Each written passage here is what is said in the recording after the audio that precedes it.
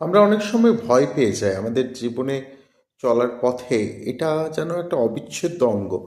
আর এই ভয় পাওয়া থেকে, এই সংকট থেকে পালাতে চাই আমরা। এই পালাতে পালাতে মানুষের মধ্যে আত্মহত্যার প্রবণতাও দেখা যায়। আমরা স্বামীজির জীবনের একটা ঘটনা দেখব। এই ঘটনা স্বামীজি উল্লেখ করছেন তার নিউ ইয়র্কের একটি বক্তৃতায়। সেখানে তিনি বলছেন যে তিনি একবার বারাণসী গেছেন। বেনারস আমরা সবাই জানি, আমাদের অন্যতম আধ্যাত্মিক শহর। সেখানে দুর্গা মন্দিরে স্বামীজি গেছেন। সেখানে এক দল হনুমান স্বামীজিকে তাড়া করছেন।